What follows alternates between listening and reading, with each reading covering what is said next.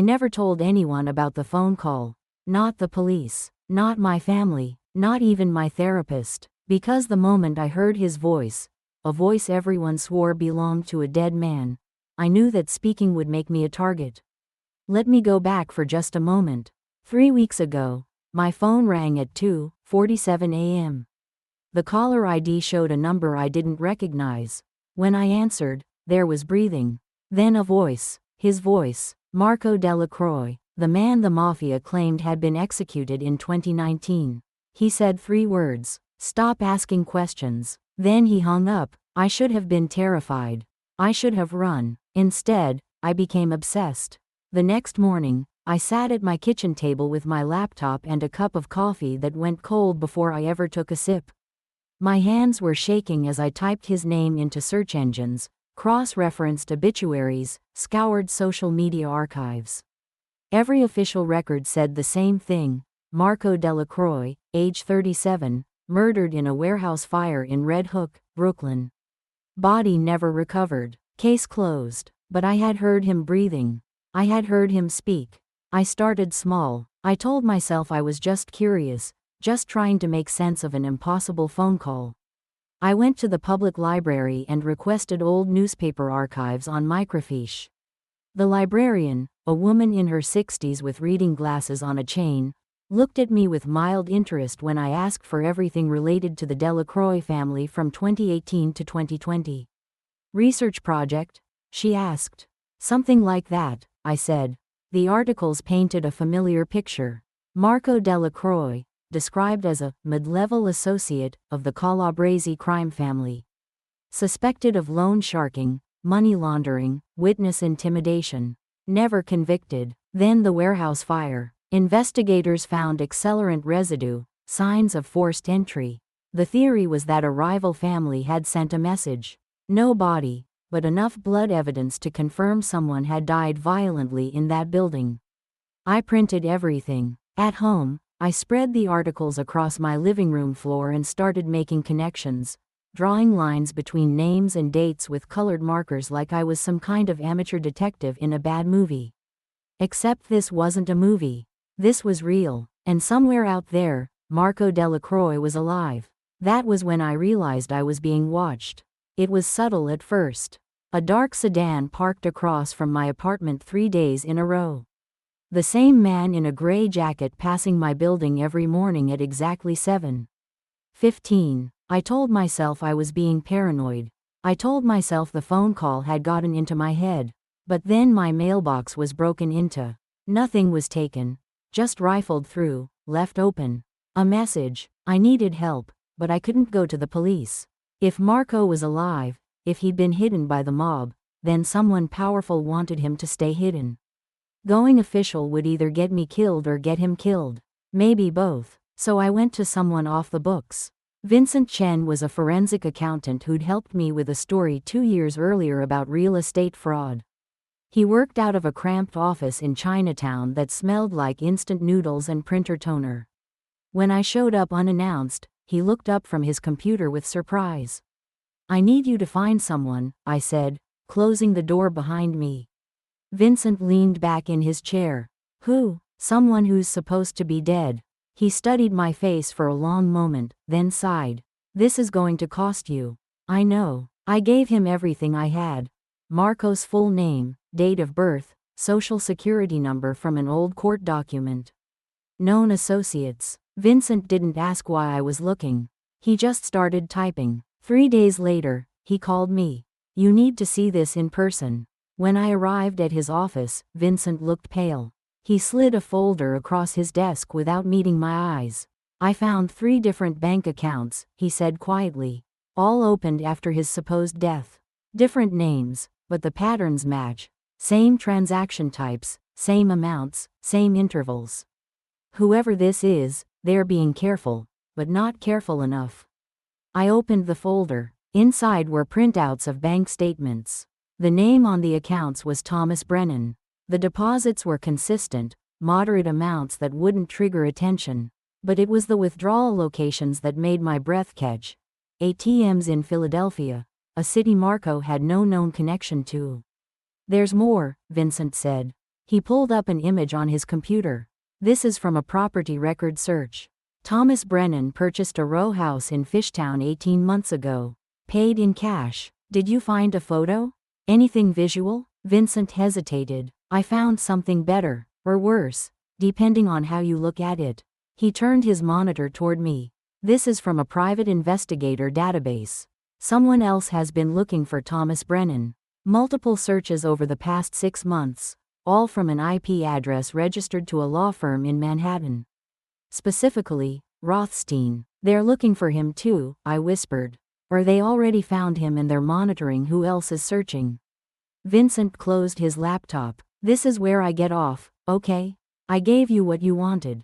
But whoever this guy is, whatever he did, people with serious resources are paying attention. I have a family. I can't be part of this. I understood. I took the folder and left. I shouldn't have opened that file.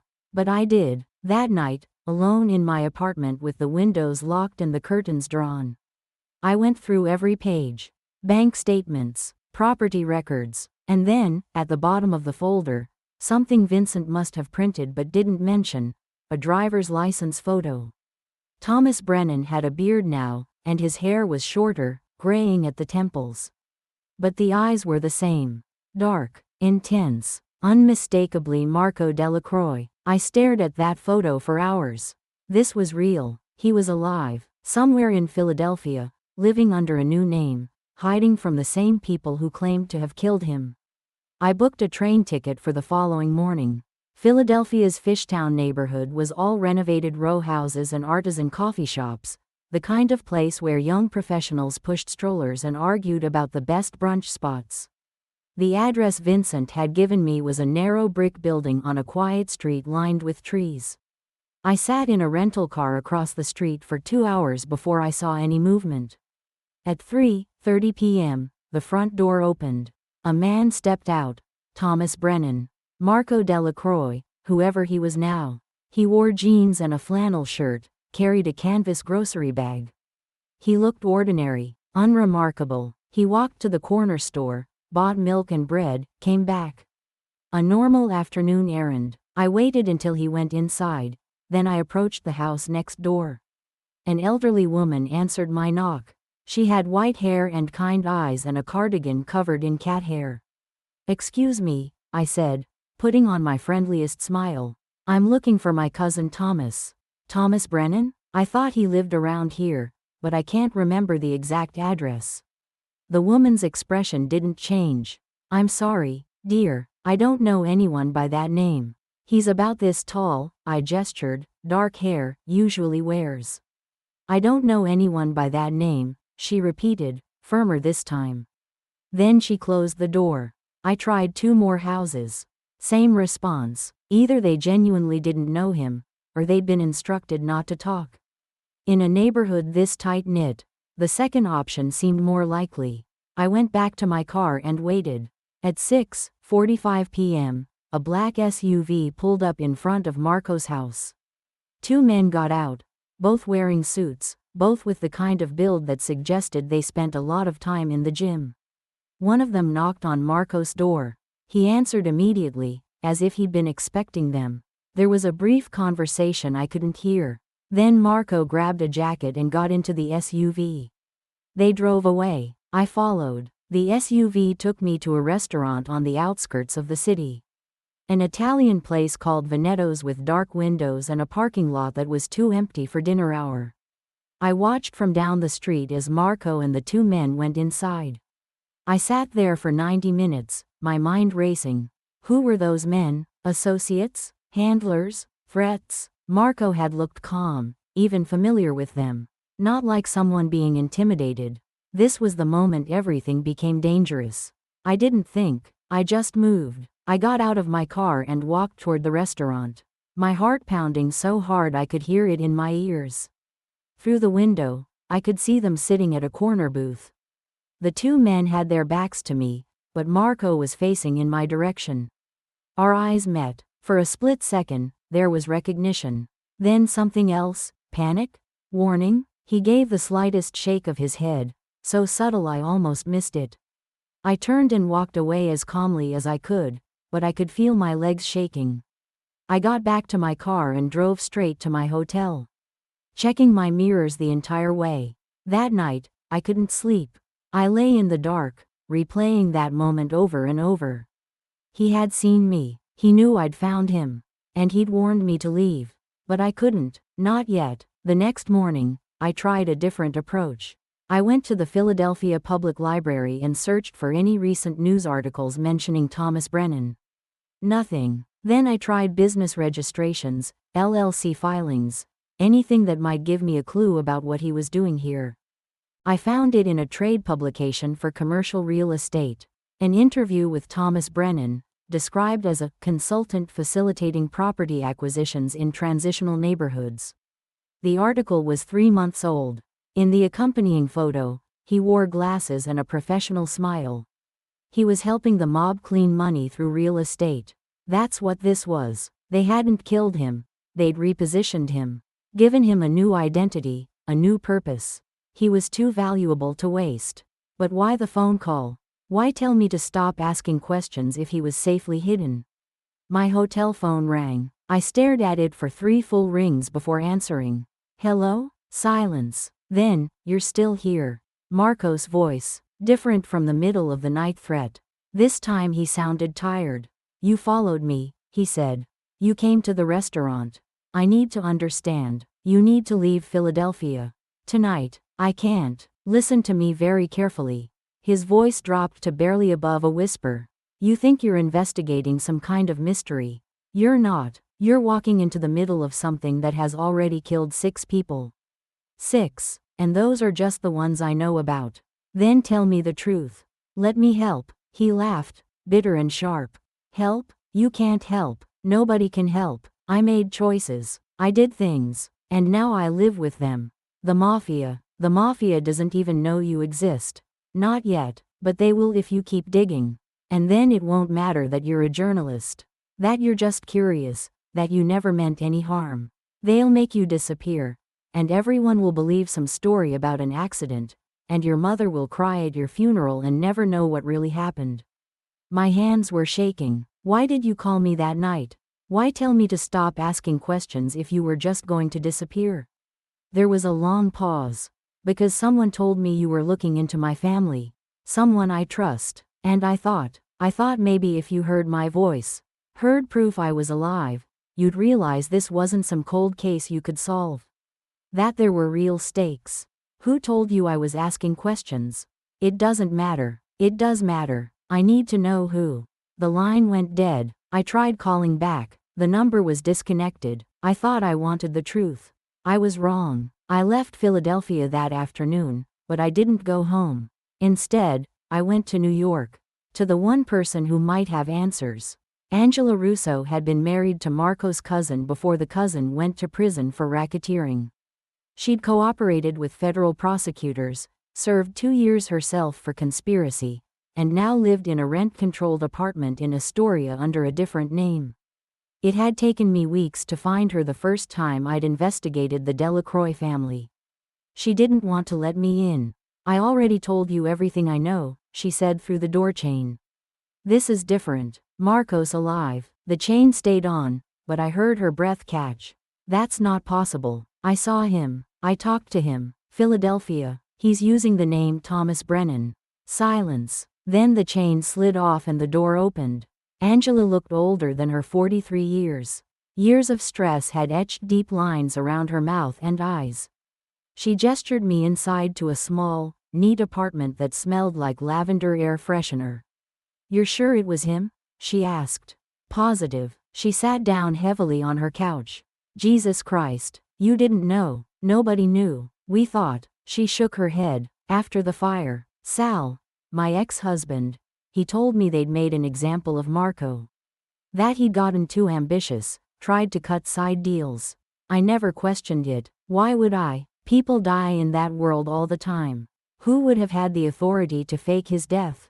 To give him a new identity? Angela looked at me like I was naive. The only person who could pull that off and keep it quiet. Dominic Calabrese himself, the head of the family. The man who'd never been successfully prosecuted despite decades of criminal activity. Why would Dominic protect Marco? I asked. I don't know, but if he did, it means Marco had something valuable. Information, maybe, or he was important to some operation we didn't know about. She paused. Or Marco did something so terrible that Dominic needed to hide him to protect the family from the fallout. That last possibility hung in the air between us. What kind of terrible? I asked quietly. Angela met my eyes, the kind where even the mob can't publicly take credit. I left Angela's apartment with more questions than answers. But as I walked to the subway, I felt it, that prickling sensation on the back of my neck. I turned, scanning the street. No one obvious, but the feeling didn't go away. On the train, I noticed a man in a black jacket standing near the doors. When I got off at my stop, he got off too. When I stopped to look at my phone, pretending to check directions, he stopped at a newsstand. I was being followed. I ducked into a bodega, watching through the window as the man walked past, then circled back. My mouth went dry. I asked the clerk if there was a back exit. He looked confused but pointed to a door behind the deli counter. I slipped out into an alley and started walking fast, then running. I could hear footsteps behind me. I turned a corner, then another, my breath coming in gasps. The neighborhood was unfamiliar. I didn't know where I was going. Finally, I saw a busy avenue ahead and ran toward it, toward people and lights and safety. When I reached the crowded sidewalk, I looked back. No one was there. I hailed a taxi with shaking hands and gave the driver my home address. The entire ride, I watched out the back window. When I got home, there was an envelope taped to my apartment door. No stamp, no return address. Just my name written in block letters. Inside was a single photograph. It showed me outside Marco's house in Philadelphia. I was standing on the sidewalk, looking up at his windows. The angle suggested it had been taken from across the street, maybe from a parked car. On the back, someone had written, "You can't unknow what you know. But you can choose to stay alive." I locked every lock on my door and pushed my couch against it. I sat in the dark with all the lights off, trying to control my breathing, trying to think. Marco was alive. The mob knew I'd found him. And someone who could get to my apartment, who knew my movements, was warning me to stop. But the photograph raised a question I couldn't answer. If they wanted me to stop, why not just kill me? Why warn me at all? Unless Marco had convinced them to give me a chance. Unless he'd used whatever leverage he had to keep me safe. For now, my phone buzzed. A text from an unknown number, 3rd Avenue Diner. Tomorrow, 6 a.m. Booth in the back. Come alone. I stared at the message for a long time. This was insane. This was how people got killed. Meeting unknown contacts in empty diners at dawn. But it was also the only way forward. I didn't sleep that night. I sat up with my laptop, writing everything down, every conversation, every discovery, every name. I saved multiple copies, uploaded one to a secure cloud server, and emailed another to myself with a delayed send time. If something happened to me, the information wouldn't disappear. At 5:30 a.m., I left my apartment. The streets were empty, gray with pre-dawn light. I took 3 different subways, doubling back, checking for tails. By the time I reached the 3rd Avenue Diner, I was 90% sure I was alone. The diner was one of those classic New York places with red vinyl booths and a laminate counter. A tired waitress refilled coffee for 2 construction workers at the counter. In the back booth, a woman sat alone. She was maybe 60, well dressed in a way that suggested money but not flash. Gray hair cut short, sharp eyes that tracked me as I approached. "Sit," she said. I slid into the booth across from her. "You don't know me," she said. "And after today, you'll never see me again. I'm here because someone asked me to deliver a message." "Who?" "That's not relevant. What's relevant is that you stop looking into Marco Delacroix. Immediately. Permanently." "I can't." She held up a hand. "Let me finish. You're a journalist. You think the truth matters. And maybe in some cosmic sense it does. But in this particular case, the truth is a weapon. And if you insist on wielding it, people will die. Is that a threat?" It's a fact. She leaned forward. Marco Delacroix witnessed something 7 years ago. Something that, if it became public knowledge, would destroy lives. Not just criminals, innocent people, families, children. What did he witness? I can't tell you that. But I can tell you that powerful people, people with resources you can't imagine, made a decision. They decided that Marco's death was the cleanest solution.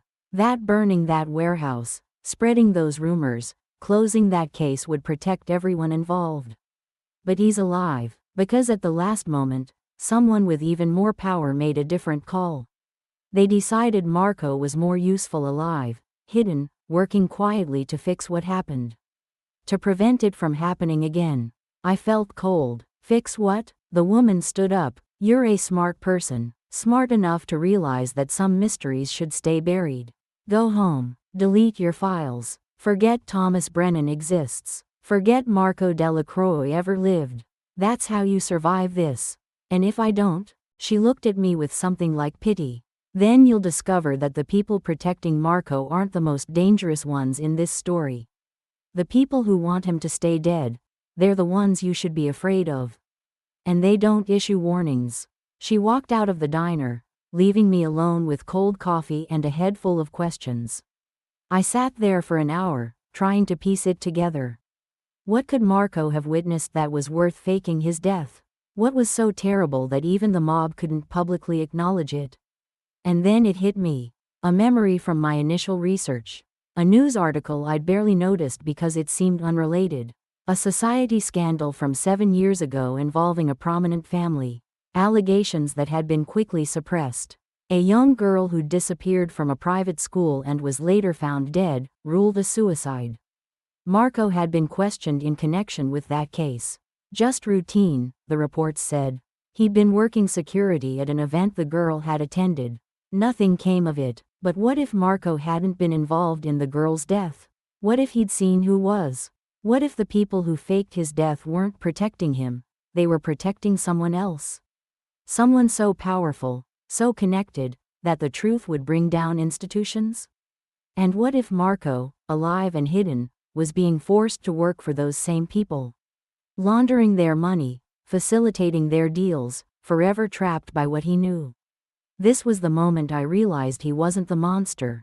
He was the witness, the liability, the man who knew too much to live freely and too much to die cleanly. I went home and opened my laptop. I looked at all my research, all my notes, the photograph of Thomas Brennan's driver's license.